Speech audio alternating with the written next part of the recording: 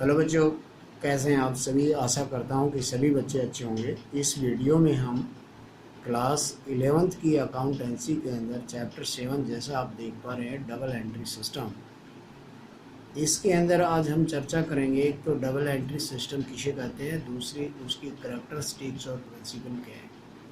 तो चलते हैं। सबसे पहले हमने देखा है कि मुनरो एंड प्लम्बर्स है वो डबल एंट्री सिस्टम के बारे में जो अपने विचार व्यक्त करता है। कहता है कि every transaction involve money and money worths has two fold aspect. यानी बिजनेस में जो ट्रांजेक्शन्स, हर ट्रांजेक्शन जो की जाती है उस जिसमें मनी और मनी वॉर्थ होता है, उसके दो एस्पेक्ट होती है। एक तो वैल्यू रिसीविंग होता है और दूसरी तरफ वो वैल्यू उतनी ही वैल्यू गिविंग होता है। इन टू फोल्ड की नेचर की वजह से सभी जो ट्रांजेक्शन्स जो रिकॉर्ड की जाती है बुक्स में, और इन्होंने डबल एंट्री बुक कीपिंग को जन्म दिया। अब इसमें बच्चों हम देख लेते हैं कि डबल एंट्री सिस्टम किस प्रकार से होता है। तो यहाँ पर देखते हैं कि double entry system most progressive एक तो होता है, साइंटिफिक भी होता है, साथ में complete system of recording financial transactions of business. यानी इसमें बिजनेस की जो कंप्लीट रिकॉर्ड होता है उस ट्रांजेक्शन्स का रिकॉर्ड रखा जाता है। और यहाँ पे जो रूल्स ऑफ ट्रांजेक्शन्स जो अपनाए जाते हैं इस सिस्टम के तहत, वो एक तो डेफिनेट होते हैं, क्लियर स्टेटेड सिस्टम होता है, जिसे कि ज़्यादातर देशों ने इसे अडॉप्ट किया है। इसके साथ हम यहाँ पर ये कह सकते हैं बच्चों, अकॉर्डिंग टू दिस सिस्टम इसमें टू अकाउंट्स हैं वो इन्वॉल्व होते हैं हर बिजनेस ट्रांजेक्शन्स में, जिसमें से एक डेबिट होता है और दूसरा क्रेडिट किया जाता है। इस अंडर दिस सिस्टम जो एक्यूरेसी ऑफ अकाउंट्स है उसे भी चेक किया जा सकता है बाय ट्रायल बैलेंस बनाकर। और यहाँ पे जो लेजर की ट्रायल बैलेंस है वो लेजर के अकाउंट्स की सहायता से किसी भी टाइम तैयार किया जा सकता है।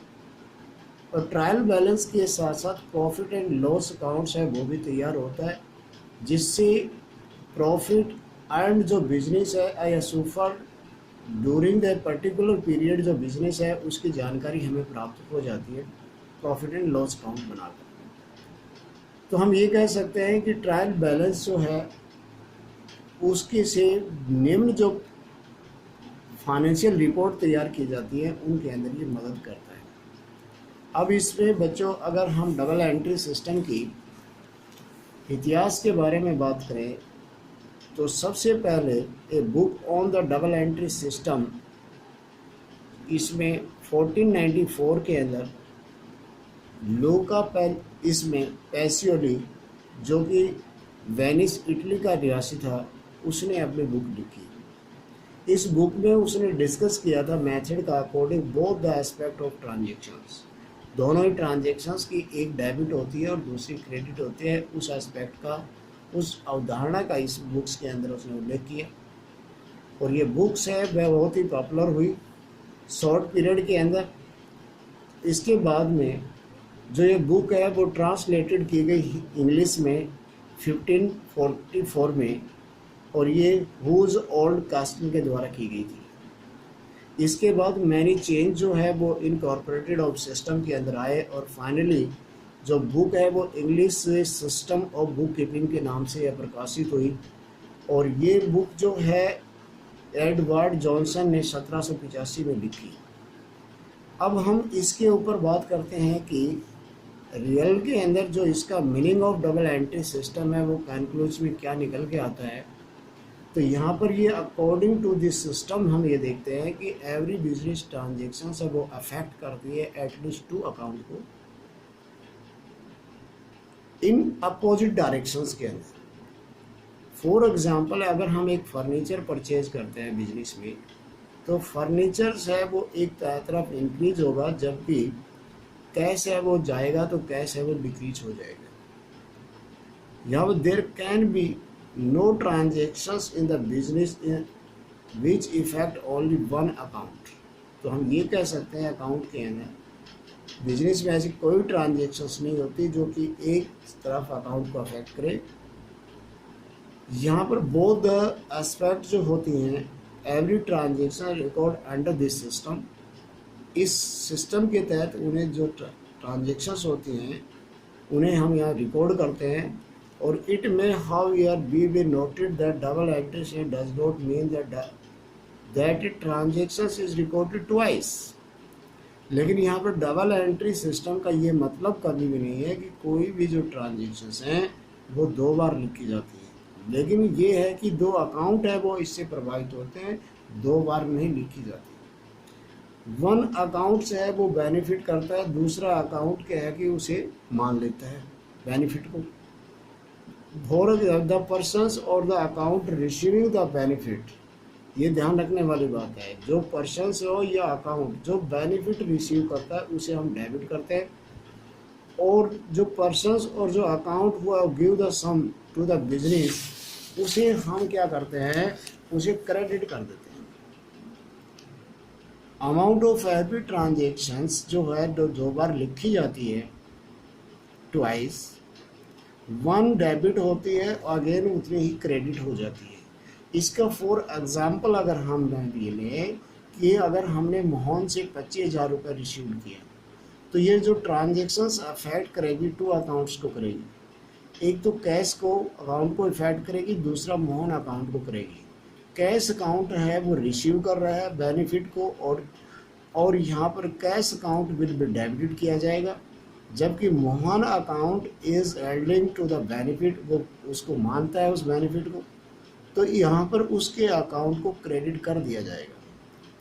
अब इसके संबंध में बच्चों डिफरेंट है वो डेफिनेशंस दी हुई हैं, और इन डेफिनेशंस के अकॉर्डिंग अगर हम यहाँ पर इसकी करैक्टरिस्टिक्स और इसके principle of double entry system को देखें तो हम यहाँ पर देखेंगे कि डबल एंट्री सिस्टम है वो बेस्ड होता है इस प्रिंसिपल की every debit has a credit और every credit has a debit, कि जो प्रत्येक डेबिट है वो क्रेडिट हो चुकी है और प्रत्येक क्रेडिट है वो डेबिट हो चुकी है।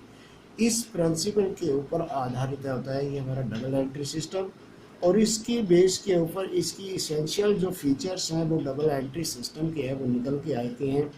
नंबर 1 जो है वो यहाँ पर every business transaction affect 2 account, क्योंकि हम यहाँ पर देखते हैं कि हर बिजनेस ट्रांजेक्शन 2 फोल्ड एस्पेक्ट होती है। एक एस्पेक्ट जो है वो अकाउंट साइमल्टेनियसली होती है, वन ऑफ देम डेबिट की जाती है और दूसरी क्रेडिट की जाती है। सर्टन ट्रांजेक्शन जो अफेक्ट करते हैं more than the 2 accounts, but amount of the accounts is to debit and credit है वो क्या है कि इक्वल होनी चाहिए, यानी अलग अलग उसमें वो अफेक्ट कर सकती हैं, लेकिन जितना डेबिट हुआ है और उतना ही क्रेडिट होना चाहिए। दूसरा, इसमें रिकॉर्डिंग बोथ पर्सनल और इम्पर्सनल एस्पेक्ट जो हैं उनको दोनों को ही यहाँ पर रिकॉर्ड किया जाता है। Both personal and impersonal aspect जो होती हैं ट्रांजेक्शन्स उनको डबल एंट्री सिस्टम में रिकॉर्ड करेंगे, क्योंकि इसमें पॉसिबिलिटी है कि both the aspect of transactions में बी पर्सनल और both the may be the impersonal, one may be the personal और other may be the impersonal हो सकती है। इसलिए दोनों को ही हम यहाँ पर क्या करते हैं, इनको रिकॉर्ड रखते हैं। अब इसके अंदर आ जाता है recording is made according to certain specified rules. यहाँ पर जो ट्रांजेक्शन्स लिखी जाती हैं उनको एक स्पेसिफाइड रूल्स के तहत ही यहाँ पर लिखा जाता है। इनमें डबल एंट्री सिस्टम, एक अकाउंट जो डेबिट होता है दूसरा क्रेडिट हो जाता है। इसका मतलब ये नहीं कि any may be debited and may be account of the credit, यानी किसी को भी डेबिट कर दें किसी को भी क्रेडिट कर दें, ऐसा नहीं है। इसके लिए हमें क्या है कि रूल को फॉलो करना पड़ेगा, और इसमें सर्टेन रूल्स है डेबिटिंग एंड क्रेडिट जो दिए हुए हैं वहाँ पर उनका क्या है कि बेस लेना पड़ता है। अब प्रिपरेशंस ऑफ ट्रायल बैलेंस, यानी ट्रायल बैलेंस जो हम बनाते हैं, क्योंकि एक अकाउंट डेबिट होता है और दूसरा अकाउंट क्रेडिट होता है, टोटल ऑल डेबिट जो है वो ऑल क्रेडिट के इक्वल होने चाहिए।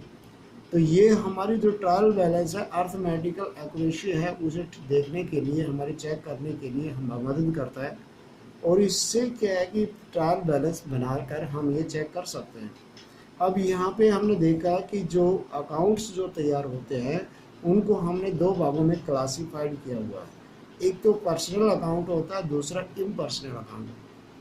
इम्पर्सनल अकाउंट को आगे फिर क्लासिफाइड तो रियल अकाउंट, दूसरा नॉमिनल अकाउंट, जिनकी हम इसमें स्टडी करेंगे। सबसे पहले हम देखते हैं कि पर्सनल अकाउंट किसे कहते हैं। पर्सनल अकाउंट वो अकाउंट होता है जो इंडिविजुअल हुआ, फर्म हुआ, कंपनी हुआ, इंस्टीट्यूशंस हुआ, उनकी जो अकाउंट होते हैं उन्हें हम पर्सनल अकाउंट में, जैसे मोहन का अकाउंट, इसमें रामचंद्रा, कृष्णा चंद्रा आदि, डीसीएम लिमिटेड आदि की Delhi university bank account, capital account, proprietor drawings account आदि जो है ये पर्सनल अकाउंट के एग्जाम्पल माने जाते हैं। इसके लिए बच्चों जो रूल होता है कि debit for the all transactions in personal account, in simple words debit the receiver and credit the giver. यहाँ पे इसे पर्सनल अकाउंट का जे लिए इसको रिकॉर्ड रखने के लिए जो प्रिंसिपल है वो डेबिट द रिसीवर और क्रेडिट द गिवर के तो प्रिंसिपल को ध्यान में रख के एंट्री को किया जाता है। फॉर एग्जाम्पल पेड ₹20,000 टू हरी। तो यहाँ पर हमने देखा कि हरी को भुगतान किया है, तो हरी ने क्या है कि रिसीव कर रहा है, तो हरी को हमने यहाँ पर डेबिट किया है, और कैश जो गया क्या है, कैश गया है, तो कैश को हमने यहाँ पर क्रेडिट कर दिया है। तो उसके बाद में यहाँ पे आ जाता है कि द सेकेंड अगर एग्जांपल हम देखते हैं कि रिसीव ₹10,000 फ्रॉम मोहन, तो मोहन से हमें 10,000 रुपये प्राप्त हुए। तो एक तो कैश आया है, तो कैश को हमने डेबिट किया, और देने वाला कौन है, मोहन, तो मोहन को हमने क्या किया, क्रेडिट कर दिया, क्योंकि मोहन ने उसको मान लिया। तो इस बेस के ऊपर हम यहाँ पर ये कैश को डेबिट करेंगे, मोहन को क्रेडिट कर देंगे। ऑब्जेक्टिव क्या है इसका पर्सनल अकाउंट बनाने का ऑब्जेक्टिव क्या ये होता है कि any amount in personal account out to the business, how much amount is due to the receive from him and how much amount is out to the personal account from the business. ये इसका क्या होता है, objective होता है। अब यहाँ पर जो पर्सनल अकाउंट है वो आगे 3 भागों में क्लासिफाइड किए गए जाते हैं। सबसे पहले बच्चों यहाँ पर एक तो होता है नेचुरल अकाउंट, दूसरा आर्टिफिशियल अकाउंट, और तीसरा जो है रिप्रेजेंटेटिव अकाउंट, जैसा कि आप देख पा रहे हैं। अब इसमें नेचुरल पर्सनल अकाउंट वो अकाउंट होते हैं जो कि इसके नेचुरल पर्सनल होते हैं। इसके अंदर for Mohan account, Sohan account, Seema account, Nirmala account आदि जो है, प्रोप्राइटर कैपिटल अकाउंट, ये क्या है, नेचुरल अकाउंट है। आर्टिफिशियल जो अकाउंट जो हम लेते हैं वो अकाउंट है डज नॉट फिजिकली एग्जिस्टेंस, इनकी फिजिकली एग्जिस्टेंस नहीं होती, जो work as a personal account. तो इसके अंदर firms account and limited company accounts, institutions accounts और बैंक अकाउंट ये आर्टिफिशियल पर्सनस के रूप में रिकॉर्ड रखे जाते हैं। आगे बच्चों अगर हम बात करते हैं इसके अंदर रिप्रेजेंटेटिव पर्सनल अकाउंट की, यानी कि when the account represent all particular persons of group, in terms of representative personal account के रूप में देखा जाता है। उदाहरण के रूप में salary of the month of December are not paid to the employees, the amount जो होगी उसकी payable of the employees will added but put under the one common title of salary outstanding account. तो इसे हम representative account के employ को represent करता है, इसीलिए इसको रिप्रेजेंटेटिव अकाउंट के रूप में देखते हैं। ये अकाउंट जो रिप्रेजेंटेटिव अकाउंट होते हैं सभी who the salary has to be paid, therefore the term और रिप्रेजेंटेटिव पर्सनल अकाउंट जो होते हैं इसके अंदर जो है prepaid insurance account, accrued interest account, unearned commission आदि अकाउंट वो शामिल किए जाते हैं। रियल अकाउंट किसे कहते हैं, द रियल अकाउंट वो अकाउंट होते हैं जो कि measures in terms of money which are to be, इसमें properties of the business in term of real account, इसमें जिनका मेजरमेंट किया जा सकता है, और जो प्रॉपर्टीज होती है जैसे फर्नीचर हुआ, मशीनरी हुआ आदि, ये इसके अंदर गुडविल अकाउंट इसमें आते हैं। इसके अंदर नियम जो लागू होता है यहाँ पे, तो जो transactions real debit what can in और क्रेडिट वाट गोज आउट के नियम के ऊपर ये काम करती हैं। जो आता है उसे हमें डेबिट करना होता है, और जो जा रहा है उसे क्रेडिट करना होता है। इसके बाद में अगर हम यहाँ पे देखें, फॉर एग्जांपल यहाँ पे दिया हुआ है कि अगर हमने फर्नीचर खरीदा तो यहाँ पे हम फर्नीचर को डेबिट करेंगे और कैश को क्रेडिट कर देंगे।